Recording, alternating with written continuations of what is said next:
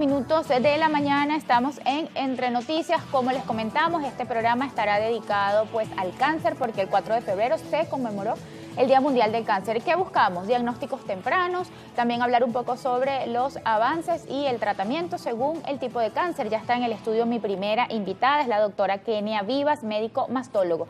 Doctora, bienvenida y buenos días. No, vale, muchas gracias por la invitación y muy feliz de estar aquí. Doctora, cáncer de mama, principal causa de muerte por cáncer en las Américas, cáncer en mujeres. ¿Cuáles son los factores de riesgo si hablamos de este tipo de cáncer? Bueno, es importante decir y que la gente conozca que no es un solo factor de riesgo, que es la suma de varios factores de riesgo. Entonces, la gente a veces cree que por no hacer una cosa o por tener una de esas tiene mayor riesgo o está predispuesta, y la verdad es que no, es una suma de muchas cosas. Entonces, siempre tenemos que tener presente que una dieta saludable nos va a ayudar. La paciente que hace ejercicio, cualquier actividad física, o sea, hacer ejercicio no es estar una hora metida en el gimnasio, es hacer una actividad que te permita, que te guste y que permita que la puedas mantener en el tiempo, porque si no te gusta no la vas a hacer, o va a ser un poco más difícil hacerla. Entonces, esas son importantes.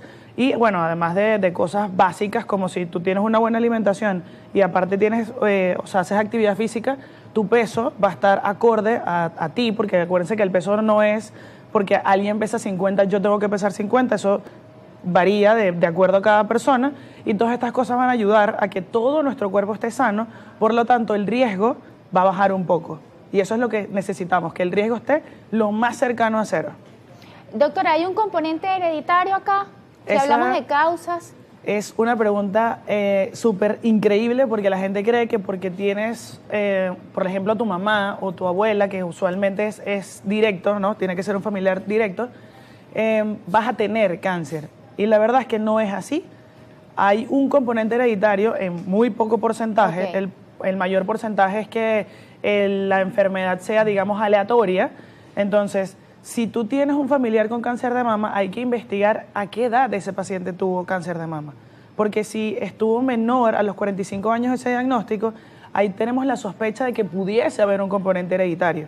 Entonces ahí sí ya se puede estudiar, hay pruebas genéticas donde podemos saber si tenemos un gen específico, que es el BRCA1 y BRCA2, que yo le explico a mis pacientes que es así como una alcabala. Okay. ¿Sí? Entonces, si esa alcabala está dañada, pasan por ahí esas células que, digamos, tienen un pequeño defecto y la alcabala no las ve. Entonces ahí es donde empieza esta replicación que es descontrolada y puede venir el cáncer de mama, pero no necesariamente porque lo tuvo un familiar. Tenemos que tener esa alcabala, que es el BRCA1 y BRCA2, dañada, que no esté funcionando. Entonces, es importante que si tuviste un familiar con cáncer de mama, bueno, es importante que tú hagas tu seguimiento, como es importante para todo el mundo. Lo que no sabemos es si ese gen está dañado. Entonces, bueno, ahí le ponemos como un poquito más de lupa a que esa paciente empiece su control un poco más temprano, pero no necesariamente porque lo va a tener. Entonces, eso es importante porque la gente cree que sí es un componente hereditario fijo. Claro, y que se condiciona. Claro, se condiciona y que el porcentaje es muchísimo mayor, y la verdad es que no es así. ¿Cuáles son las señales que pueden indicarle a una mujer que algo no está bien y debe acudir a consulta? Ese es otro tema súper importante. El cáncer de mama usualmente, o sea, generalmente no duele. Y nosotros tenemos, digamos, una cultura que es bastante fuerte, que si no nos duele, no vamos al especialista. Así es. Entonces, como no hay dolor, entonces no vamos. Y vamos postergando ese control que nosotros, eso es lo que queremos, que ese control sea anual. Independientemente si hay dolor, si no hay dolor, si nos sentimos una pelotica o no, sino que ese control sea anual. Ahora, cuando ya tenemos señales, usualmente tiene la ventaja, y eso es lo que yo siempre le digo a mis pacientes: nunca podemos dejar que tenga la ventaja. La ventaja siempre tiene que estar de nuestro lado. Entonces, si ya tú te tocas una pelotica, paréntesis aquí, no todas las peloticas son cáncer, pero si tú te tocas algo, probablemente ya estamos tarde. Si ya la piel se puso roja en la mama, probablemente estamos tarde. Si ya tenemos piel de naranja, estamos tarde. Tarde significa que tiene ventaja, no significa que no hay nada que hacer. Y no es una sentencia. Y no es una sentencia. Simplemente tiene un poco de ventaja, entonces nosotros tenemos que acelerar un poquito para que esa ventaja sea lo más cortica posible, y luego que ya estemos ahí, como dicen por ahí, cabeza a cabeza, y luego que nosotros seamos los ganadores. Pero cuando ya tenemos señales es que va ganando él, y eso no lo podemos permitir nunca. Como estamos apostando a la prevención, doctora, ¿cuáles son esos exámenes de rutina que nos debemos realizar anualmente, no? Anualmente. Ajá. Eso es importante. La mamografía empieza a partir de los 35 años. Ahí es donde tenemos que empezar a hacer nuestro control mamográfico y esto va a ir acompañado de la ecografía mamaria. Si tenemos menos de 35 años y dependiendo de varias cosas como si estamos sospechando un componente hereditario, tenemos ciertas condiciones específicas, ese control antes con ecografía mamaria. Y dependiendo de lo que nosotros veamos en esa ecografía y ese control y esos antecedentes que tenga esa paciente, podemos agregar otro tipo de estudios que podría ser la tomosíntesis, porque la mamografía no nos va a funcionar mucho, o dependiendo de otras cosas podemos agregar la resonancia magnética. Pero ¿cómo vamos a saber qué vamos a agregar y qué vamos a hacer? Esa paciente tiene que ir a la consulta. Claro. Entonces ahí ya nosotros vamos a saber cómo vamos a planificar el control de esa paciente. Entonces, digamos en resumen, a partir de los 35 años, mamografía más eco. Siempre son las dos, porque tenemos que complementarlas. La mamografía ve unas cosas, el eco mamario ve otras, y entre los dos ya nosotros podemos tener, digamos, un scan completo de esa mama, y ya le podemos decir a esta paciente, mira, perfecto, nos quedamos con control anual con este y con este examen. Doctora, ¿tener prótesis mamarias es un factor de riesgo o esto es un mito? Un mito y hay que derribarlo. Tener prótesis mamarias no te condiciona o no aumenta el riesgo de tener cáncer de mama. Y te puedes hacer la mamografía, porque a veces dicen eso. Como que no es que yo no me la he hecho porque tengo prótesis y si se me rompen. No. Hay técnicos y hay médicos radiólogos que están especializados en todas estas técnicas, valga la redundancia, y saben cómo la van a hacer. De hecho, una paciente con prótesis tiene otras proyecciones. Se le hacen más proyecciones para poder ver la mama completa sin afectar en ningún momento la prótesis. ¿Cuál es el tratamiento? Y preguntarle si va a depender del estadio de este cáncer.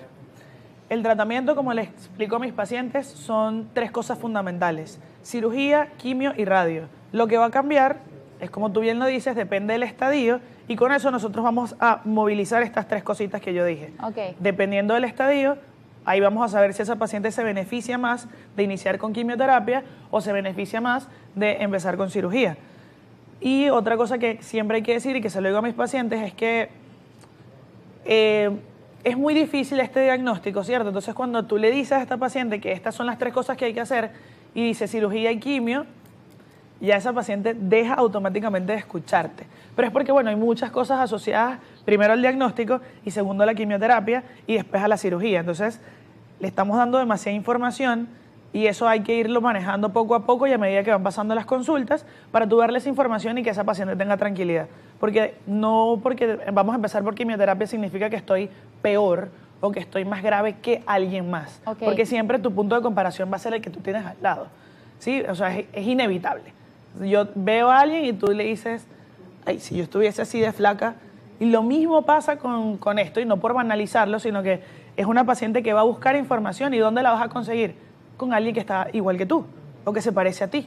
Entonces le vas a preguntar, ¿y tú por dónde empezaste? No, yo empecé por quimioterapia. Ah, eso significa que yo también, o que estoy mal, o que estoy peor, claro. Y por eso. Entonces le preguntas a otra y tú, pues no, yo empecé por cirugía. Eso significa que yo estoy mal y ella está bien porque empezó por cirugía. Y no es así. Va a depender de lo que sea el mayor beneficio para esa paciente, dependiendo del tipo del tumor, dependiendo de las características, dependiendo del estadio de esa paciente. Doctor, hablando de la cirugía, le pregunto, ¿todas las pacientes van a necesitar mastectomía? No, eso es otro mito que hay que derrumbar. Okay. Primero porque creen que cáncer de mama significa, o sea, es igual a extirpar toda la mama, y eso no es así. También creen que si yo extirpo toda la mama, significa que no me va a dar o que no me va a repetir, y tampoco es tan así. Lamentablemente, en medicina no todo es, digamos, específico, 1 más 1 es 2 y no tenemos para dónde agarrar, y eso es así. La verdad es que no, hay muchas aristas, hay muchas cosas que considerar, pero sí es importante saber que cáncer no significa, no es una sentencia de muerte, que tener cáncer no significa que me van a quitar la mama y que como ya me dieron este diagnóstico ya no hay más nada que hacer, ya me voy a despedir, ya no, eso no es así, hay muchísimas cosas por hacer, la tecnología ha avanzado demasiado y eso se lo podemos ofrecer nosotros a los pacientes. Llegan preguntas en nuestras redes sociales, quiero compartirlas con usted, doctora. Buenos días, equipo, reportando sintonía desde temprano, excelente tema el de hoy. Quisiera le preguntaran a la invitada hasta qué edad hay que hacerse la mamografía. Tengo a mi mamá de 86 años y tenemos antecedentes de cáncer de seno en la familia.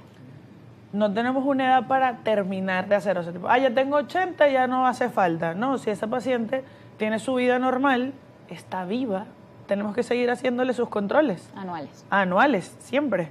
Porque eso no significa que a cierta edad no nos va a dar.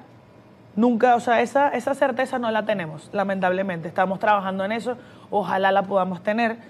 Pero si es una paciente de 80 años y hay antecedentes importantes, ella perfectamente se puede hacer mamografía y eso no va a sumar nada, digamos, malo para ella. O sea, hacer la mamografía una vez al año no te va a ti a aumentar el riesgo de sufrir algo de la mama u otra cosa, que eso es un mito también importante. No me voy a hacer la mamografía porque eso es radiación y si es radiación, si tengo cáncer me lo va a poner peor, si no lo tengo me va a predisponer. Eso está probado. No va a pasar absolutamente nada de eso, más bien vamos a prevenir o vamos a diagnosticar a tiempo, que esa es la meta que tenemos como Sociedad Anticancerosa, como médicos. La meta es esa, diagnóstico precoz, porque el diagnóstico precoz nos abre a nosotros un abanico de opciones para esa paciente.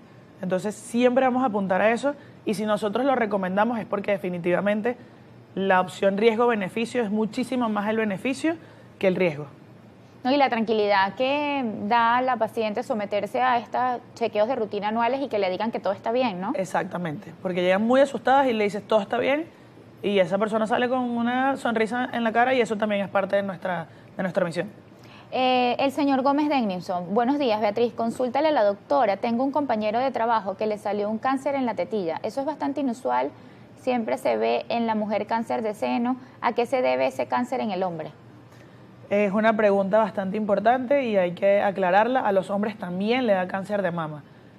Y la pregunta del por qué es porque los hombres también tienen tejido mamario. Simplemente es que tienen menos, muchísimo menos en comparación a las mujeres y eso se debe principalmente a las hormonas. Entonces los hombres tienen una hormona en específico y las mujeres tenemos 2 hormonas en específico. Entonces por eso en las mujeres hay más desarrollo de la glándula mamaria y en los hombres hay muchísimo menos, pero hay glándula mamaria. Entonces, donde hay glándula mamaria hay riesgo. Simplemente que, gracias a Dios, para los hombres es muchísimo más bajo el porcentaje de tener cáncer de mama. Pero, como todo en la vida, tiene sus pros y sus contras, el cáncer de mama en hombres es más agresivo que en mujeres. Entonces, un hombre que se palpe algo, y aquí es donde cambia lo importante o lo fundamental, es que un hombre sí nos sirve mucho el tócate, porque ellos no tienen casi tejido mamario. Okay. Entonces, es muchísimo más fácil identificar ese nodulito. Entonces, cuando un hombre se toca un nódulo, eso tiene que ir inmediatamente a ver, porque tenemos que descartar que no sea un cáncer de mama, que ya, como dije, es bastante agresivo. Doctora, ¿qué tan importante es el apoyo familiar en esta paciente si hablamos de aceptación del diagnóstico en ese momento? Fundamental. O sea, parte del equipo multidisciplinario, además de, en mi caso, la parte de mastología, oncología médica, nutrición, psicología, todo, en la red familiar es fundamental. Tú necesitas ese apoyo de la familia porque tu paciente está pasando por un momento súper difícil. Tú literal le acabas de quitar la alfombra y tú necesitas a alguien que la sostenga. Hay pacientes que en verdad no tienen ese apoyo familiar por múltiples razones y consiguen esa red de apoyo en otras pacientes que también están pasando por lo mismo. Y es un antes y un después, porque esa paciente llega sola y después, digamos, en el grupo de la quimioterapia, porque se hacen hasta sus grupos de WhatsApp y todo, ella consigue ese apoyo ahí y tú ves la diferencia de esa paciente de cuando llegó a cómo va evolucionando. Porque la actitud es el 70% de todo, para todo. Y esa paciente cambia definitivamente cuando tú la ves la primera vez en la consulta a cuando ya va por su 4º ciclo y ya te está echando los cuentos de qué pasó en la sala de quimioterapia e incluso las acompañan. O sea, si ella no tiene quien la acompañe, va otra paciente o va el hijo de la paciente. O sea, me llegó, eran como 7 abuelitas y entra la primera abuelita con él. Okay. Entonces él es el que ayuda y le dice, mira, pasó esto y le entrega los exámenes, no sé qué, chévere. Él sale con esa abuelita y entra otra abuela y él vuelve a entrar. Y entonces él otra vez con la carpeta, todos los exámenes y yo yo no estoy entendiendo. Bueno, Ok. otra vez y vuelve otra abuela y le dice, anótame todo ahí en mi carpeta para que no se me olvide. Y yo no estoy entendiendo qué está Ok, pasando aquí. necesito saber. ¿Qué pasa? Y él dice, no, lo que pasa es que yo entré con mi mamá, que fue la primera. ¿Y estas pero son sus amigas? Estas son sus amigas que no las pudieron acompañar. Entonces, bueno, yo soy el hijo putativo de todas. Y yo dije, no, ya, o sea, la calidad humana es demasiado grande para que tú, porque eso es un compromiso. Y tú tienes que tener fuerza para acompañar a tu mamá. Y aparte estás sacando fuerza y parte de tu corazón para acompañar a otras abuelitas que estaban solas. Y yo dije, no, de verdad los buenos somos más. Y el apoyo, como digo, lo que tú puedes aportar viene de tu espacio. Él no es médico, no tiene ningún tipo de conocimiento de nada de eso. Y él lo hizo, bueno, porque le salió empatía. por empatía y estás ayudando y estás aportando. O sea, aportar no es nada más monetario, aportar no es nada más subir una historia o dar información, es aportar desde donde lo que tú puedes hacer. Y yo dije que él se ganó el cielo nada más ayudando a esas abuelitas. Doctora, gracias por acompañarnos hoy en este programa dedicado al cáncer. Por favor, díganos dónde podemos encontrarla.